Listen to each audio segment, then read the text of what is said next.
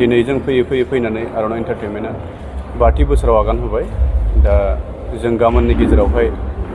जोबथा बादायलायनाय एबा ग्रेन्ड फाइनालखौ जों गाबोन सेलेब्रेसन खालामनो थांगासिनो दङ। दा फार्स्ट अफ अल आङो दिनैनि बे इभेन्टखौ साक्सेसफुली खुंनो थांनायनि सिगाङावनो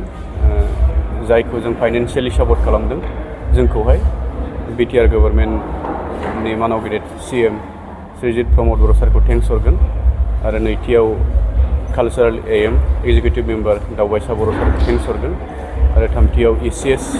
secretary of BTC government Mrs Phami Brahma मेडामखौ आं थेंक्स हरगोन जोंनि रिकुवेस्टखौ एक्सेप्ट खालामनायनि थाखाय। दा गाबोन ग्रेन्ड फाइनालियावहाय आं बेखौनो पाब्लिकखौनो मेसेज होनो सानगोन जोङो जोंना स्पेसियेलि मोनब्रै category kids teen Mrs and mister miss. दा जोङो गाबोन 2 आरो 3 बाजिनिफ्राय किड्स टिन मिसेसखौ जों स्टार्ट खालामगोन आरो मिस्टार मिसखौ जोङो एराउन्ड 5:30 सोनिफ्राय जों इभेन्टखौ स्टार्ट खालामगोन आरो दा बेनि गेजेराव आं साफ्रोमबो जोंनि बिटिआर हालामनि एबा आसामनि रायजो राजाफोरखौ बयखौबो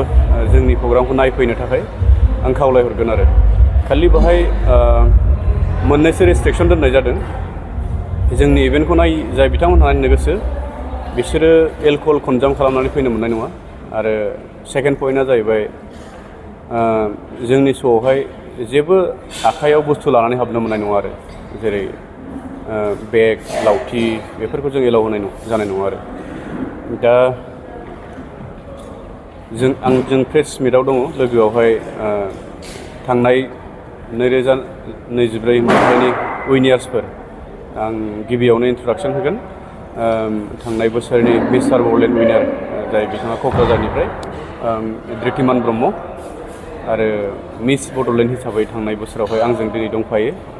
मिस दैथि ब्रह्म औवारि बिथाङाबो क'क्राझारनिफ्राय आरो miss Bodoland first runners up हिसाबै जोंहा दंमोन फ्रम अदालगुरिनिफ्राय दैजि कुइन मोसाहारि आरो first runners up mister Bodoland हिसाबै जोंहा दंमोन अदालगुरिनिफ्रायनो मिस्टार कानसन ब्रह्म आरो सेकेन्ड रानार्स आप हिसाबै जोंहा थांनाय बोसोरनिफ्राय मोननो हादोंमोन फ्रम तामुलपुरनिफ्राय पिंकि बसुमतारी मिस पिंकि बसुमतारी आरो mister Bodoland second runners up हिसाबै जों थांनाय बोसोराव मोननो हादोंमोन क'क्राझारनिफ्राय मिस्टार कानसन शिबांसु नार्जारी बिथाङा हावरि जिङाव जिरायदों आरो मिसेस बड'लेण्ड हिसाबै जोंहा जोंनि दिनै प्रेस मिटआवहाय जोंजों एटेन्ड जाफादों मिसेस देंखो गयारि क'क्राझारनिफ्राय आरो मिसेस बड'लेण्डनि फार्स्ट रानार्स आप जोंजों दिनै बे प्रेस मिटआवहाय एटेन्ड जाफादों Mrs Rudmani Narzary madam. So' जोङो दा बेखौनो मेसेज हरगोन जोंनि श'खौहाय गाबोन बयबो लैहोर लैहोर फैनानै नायफैगोन आरो जोङो माखासे जानायनि बेबस्थाखौबो जों खालामगोन जाय बिथांमोनहा श' नायफैयो बिथांमोननि जानायखौबो जों बेबस्था खालामगोन आरो बेखिनिखौनो आं ओरैनो जोंनावहाय मोनब्रै केटागरि दङ किड्स केटागरि जोङो किड्स केटागरिखौ 5 इयार्सनिफ्राय 10 बोसोरसिम लानाय जादों आरो टिन केटागरिखौ जोङो 11 इयार्स टु 17 इयार्स जों लानाय जादों आरो मिसेस केटागरि होनोबा जोङो मेरिट बेखौ जोङो गासै 35 बैसोसिम जोङो लानाय जादों आरो मिस्टार मिस हिसाबै जोङो 18 इयार्सनिफ्राय मिस हिसाबै 23 इयार्स आरो मिस्टार हिसाबै 28 इयार्सखौ जोङो लानाय जादों आरो जोङो गाबोन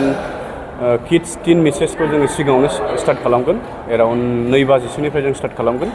आरो बिसिनि केटागरि जोबनाय लोगो लोगो जोङो मिस्टार मिसखौ जोङो स्टार्ट खालामगोन आरो जोङो फैनानै बहुद खस्थ' मस्थ'यै जों खुंबोदोंबाबो खिन्थु नैबे बोसोरावहाय फाइनान्सियेल सापर्ट हरनायलाय जों एथ' खस्थ' मोनाखै दा बेनि थाखाय आं सिगाङावनो होनखादों जाय सिगां समाव ट्राइ खालामदोंमोन बाट एक्सेप्ट जायाखैमोन आरो दा नैबे बोसोरनिफ्राय एक्सेप्ट जादों स' बेनि थाखायनो जोंनि गथ'फोराबो इमान जानाय लोंनायाव खस्थ' मोनाखै आरो गासिबो जोंनि मेम्बार्सफोराबो एसेबाबो गोजोननाय मोनदों बेखायनो आं दहाय सिगाङाव जेरै थेंक्स होदों बेखौनो होबावगोन आरो